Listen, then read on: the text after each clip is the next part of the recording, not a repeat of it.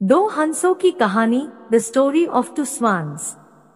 मानसरोवर, आज जो चीन में स्थित है, कभी थमानस सरोवर के नाम से विश्व विख्यात था और उसमें रहने वाले हंस तो नीले आकाश में सफेद बादलों की छटा से भी अधिक मनोरम थे। उनके कलरव सुंदर नर्तकियों की नुपुर ध्वनियों से भी अधिक सुमधुर थे। उन्हीं सफेद हंसों के बीच दो स्वर्ण हंस भी रहते थे। दोनों हंस बिल्कुल एक जैसे दिखते थे और दोनों का आकार भी अन्य हंसों की तुलना में थोड़ा बड़ा था। दोनों समान रूप से गुणवान और शीलवान भी थे। फर्क था तो बस इतना कि उनमें एक राजा था और दूसरा उसका वफादार सेनापति। राजा का नाम धृतराष्ट्र था और सेनापति का नाम सुमुख। दोनों हंसों की चर्चा देवों, नागों, यक्षों और विद्याधर ललनाओं के बीच अक्सर हुआ करती थी। कालांतर में मनुष्य योनि के लोगों को भी उनके गुण सौंदर्य का ज्ञान होने लगा। वाराणसी नरेश ने जब उनके विषय में सुना तो उसके मन में उन हंसों को पाने की प्रबल इच्छा जागृत हुई।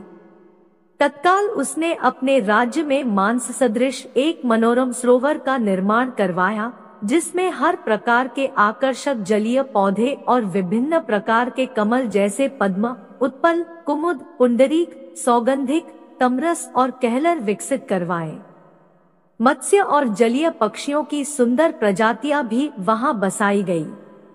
साथ ही राजा ने वहां बसने वाले सभी पक्षियों की पूर्ण सुरक्षा की भी घोषणा करवाई, जिससे दूर दूर से आने वाले पंछी स्वच्छंद भाव से वहां विचरण करने लगे। एक बार वर्षा काल के बाद जब हेमंत ऋतु प्रारंभ हुआ और आसमान का रंग बिल्कुल नीला होने लगा, तब मानस के दो हंस वाराणसी के ऊपर से उड़ते हुए जा रहे थे। तभी उनकी दृष्टि राजा द्वारा निर्मित सरोवर पर पड़ी। सरोवर की सुंदरता और उसमें तैरते रमणीक पक्षियों की स्वच्छंदता उन्हें सहज ही आकर्षित कर गई। तत्काल वे नीचे उतर आए और महीनों तक वहां की सुरक्षा, सुंदरता और स्वच्छंदता का आनंद लेते रहे। अंततोगत्वा वर्षा ऋतु के प्रारंभ होने से पूर्व वे फिर मानस को प्रस्थान कर गए। मानस पहुंचकर उन्होंने अपने साथियों के बीच वाराणसी के कृत्रिम सरोवर की इतनी प्रशंसा की कि सारे के सारे हंस वर्षा के बाद वाराणसी जाने को तत्पर हो उठे। हंसों के राजा युधिष्ठिर और उसके सेनापति सुमुख ने अन्य हंसों की इस योजना को समुचित नहीं माना। युधिष्ठिर ने उनके प्रस्ताव का अनुमोदन न करते हुए यह कहा कि पंछी और जानवरों की एक प्रवृत्ति होती है, वे अपनी संवेदनाओं को अपनी चीखों से प्रकट करते हैं, किंतु जंतु जो कहलाता है मानव बड़ी चतुराई से करता है। अपनी भंगिमाओं को प्रस्तुत जो होता है उनके भावों के ठीक विपरीत करता है।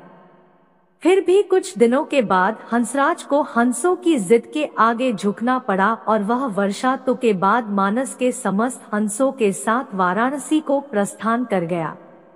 जब मानस के हंसों का आगमन वाराणसी के सरोवर में हुआ और राजा को इसकी सूचना मिली, तो उसने अपने एक निषाद को उन दो विशिष्ट हंसों को पकड़ने के लिए नियुक्त किया। एक दिन युधिष्ठिर जब सरोवर की तट पर स्वच्छंद भ्रमण कर रहा था, तभी उसके पैर निषाद द्वारा बिछाए गए जाल पर पड़े। अपने पकड़े जाने की चिंता छोड़ उसने अपनी तीव्र चीखों से अपने साथी हंसों को तत्काल वहां से प्रस्थान करने को कहा, जिससे मानस के सारे हंस वहां से क्षण मात्र में अंतर्धान हो गए। रह गया तो केवल उसका एकमात्र वफादार हमशक्ल सेनापति सुमुख। हंसराज ने अपने सेनापति को भी उड़ जाने की आज्ञा दी, मगर वह दृढ़ता के साथ अपने राजा के पास ही जीना मरना उचित समझा। निषाद जब उन हंसों के करीब पहुंचा तो वह आश्चर्यचकित रह गया, क्योंकि पकड़ा तो उसने एक ही हंस था, फिर भी दूसरा उसके सामने निर्भीक खड़ा था। निषाद ने जब दूसरे हंस से इसका कारण पूछा तो वह और भी चकित हो गया, क्योंकि दूसरे हंस ने उसे यह बताया कि उसके जीवन से बढ़कर उसकी वफादारी और स्वामी भक्ति है। एक पक्षी के मुख से ऐसी बात सुनकर निषाद का हृदय परिवर्तन हो गया। वह एक मानव था, किंतु मानव धर्म के लिए वफादार नहीं था। उसने हिंसा का मार्ग अपनाया था और प्राणातिपात से अपना जीवन निर्वाह करता था। शीघ्र ही उस निषाद ने अपनी जागृत मानवता के प्रभाव में आकर दोनों ही हंसों को मुक्त कर दिया। दोनों हंस कोई साधारण हंस तो थे नहीं। उन्होंने अपनी दूरदृष्टि से यह जान लिया था कि वह निषाद निस्संदेह राजा के कोप का भागी बनेगा। अगर निषाद ने उनकी जान बख्शी थी तो उन्हें भी निषाद की जान बचानी थी। तत्काल वे निषाद के कंधे पर सवार हो गए और उसे राजा के पास चलने को कहा। निषाद के कंधों पर सवार जब वे दोनों हंस राज दरबार पहुंचे तो समस्त दरबारीगण चकित हो गए। जिन हंसों को पकड़ने के लिए राजा ने इतना प्रयत्न किया था वे स्वयं ही उसके पास आ गए थे। विस्मित राजा ने जब उनकी कहानी सुनी तो उसने तत्काल ही निषाद को राजदंड से मुक्त कर पुरस्कृत किया। उसने फिर उन ज्ञानी हंसों को आतिथ्य प्रदान किया तथा उनकी देशनाओं को राज दरबार में सादर सुनता रहा।